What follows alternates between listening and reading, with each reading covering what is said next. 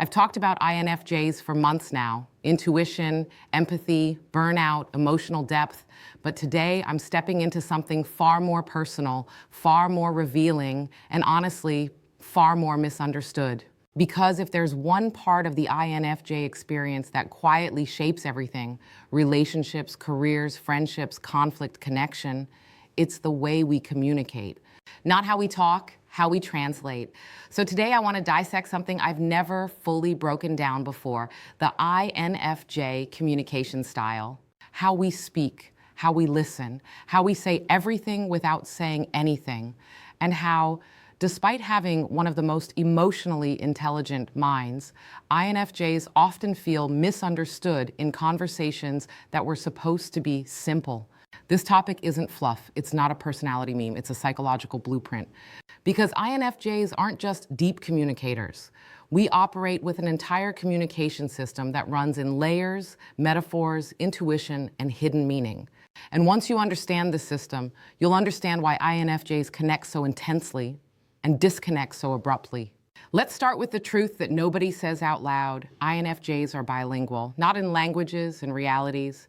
We speak the language of words, but we also speak the language of what's under the words: tone, behavior, subtext, contradiction, emotional energy, pattern shifts, all of it. While someone talks, we're listening to what they're saying, but also what they're not saying, what they wish they could say, and what they're trying to hide. We decode people the way some people decode puzzles, but here's the problem. When you're fluent in emotional subtext, the surface level conversation becomes exhausting. Small talk is awkward not because INFJs are shy, but because small talk has no subtext. There's nothing underneath to interpret, nothing meaningful to connect with, nothing to translate. You can't decode weather updates, grocery store chatter, or polite filler sentences. They don't point anywhere. They don't reveal anything. So INFJs feel like aliens trying to speak a language with no verbs. And if you've ever been in a conversation where you felt mentally tired before you even replied, that's why. You weren't bored. You were starving. INFJs need psychological nutrition, meaning insight, depth, internal movement, or we can't stay engaged.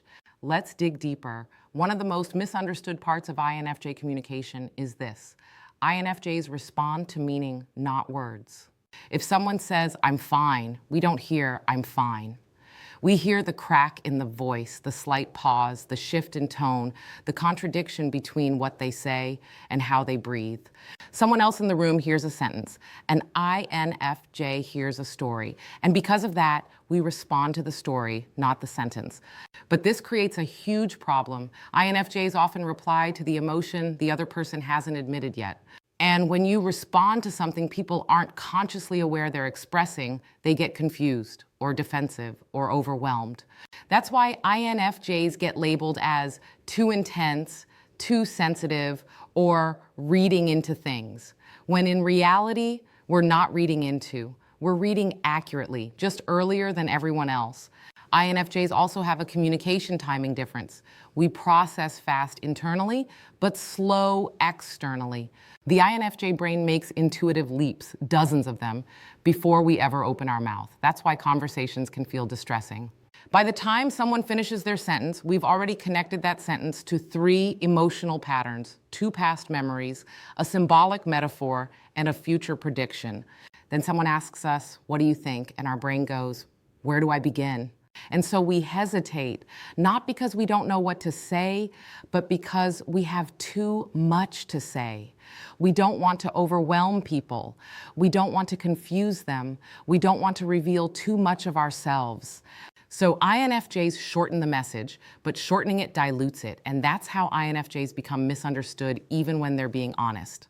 Now let's talk about INFJ listening, because this is where communication becomes powerful. INFJs don't listen to reply, we listen to understand.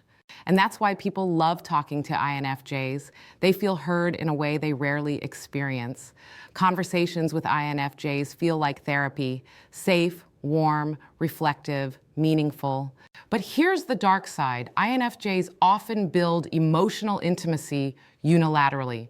The other person walks away feeling deeply understood, while the INFJ walks away feeling deeply unknown. This is the INFJ communication wound. We communicate for others, not with others. We speak to harmonize, support, soothe, or hold space, instead of speaking from our true voice. And when INFJs do try to express emotion, we often express it metaphorically, gently, indirectly, because we're afraid of overwhelming people with the intensity we actually feel. But metaphors require interpretation, and not everyone knows how to interpret us. So we become misquoted, misread, misinterpreted, and misunderstood again and again and again. This brings us to conflict, the INFJ's most avoided communication arena.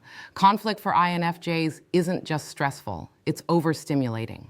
When emotions escalate, the INFJ nervous system goes into hyperperception mode. Every tone shift becomes an alarm. Every facial expression becomes a puzzle. Every contradiction becomes a threat. We don't just hear the argument, we hear the emotional history behind it, the future consequences, and the psychological wounds underneath.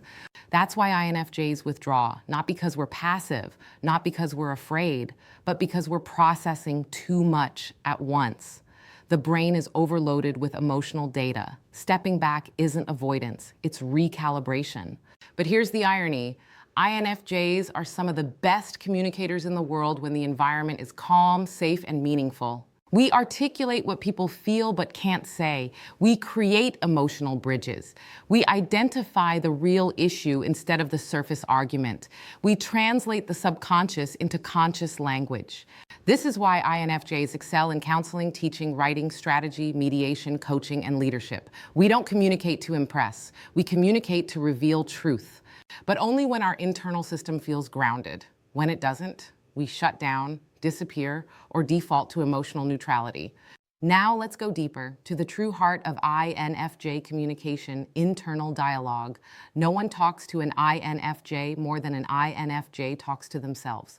Our inner world is our real conversation, and that internal monologue shapes how we interact externally. Inside, we're bold, articulate, poetic, visionary, but externally, we filter our voice through layers of caution, empathy, and analysis. We don't say what we really want to say. We say what we believe will land safely. And that is where communication becomes limiting, because INFJs are trying to control both sides of the emotional experience, how we deliver and how the other person receives it. That's not communication, that's emotional management. And INFJs do it because they're afraid of hurting people, afraid of disappointing people, afraid of being misunderstood. But here's the truth INFJs need to hear. Communication is not responsibility management. Communication is expression, and expression requires release, not control. So let's talk about how INFJs can communicate better, not by changing who we are, but by understanding who we are. The INFJ communication system works best when we follow 3 principles: clarity, pacing, and reciprocity. Clarity means speaking from your own emotional center, not from the emotions you're absorbing. Say what you feel, not what you think the other person wants to hear. Say what you mean, even if the sentence feels too honest. INFJ communication becomes powerful when we stop softening our truth and start refining it. Pacing means giving your mind permission to express ideas before they're perfect. You don't need to compress 3 pages of intuitive insight into 1 polite sentence. Let the thoughts breathe. Let the emotions exist. INFJs speak slowly when we feel safe, but we speak beautifully when we stop over-editing our voice.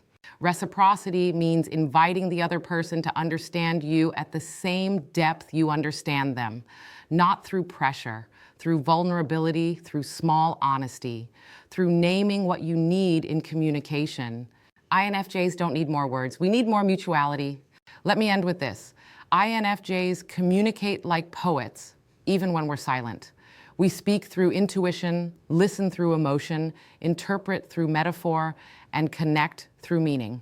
And because of that, INFJs are often the emotional anchors in their relationships, but rarely the emotional recipients. Communication for us has always been about understanding others. Today, I'm giving you permission to let communication also be about revealing yourself, because you don't need to speak loudly to be heard. You don't need to explain yourself to be understood. And you don't need to decode everyone else while keeping your own voice quiet. You deserve conversations where your depth is not too much, your honesty is not intimidating, and your intuition is not misinterpreted. INFJs don't communicate to win. We communicate to connect. And when we finally speak from our true inner world, not the filtered version we offer to protect others, that's when the INFJ voice becomes unstoppable. Quiet, but undeniable. Calm, but unforgettable. Gentle, but powerful.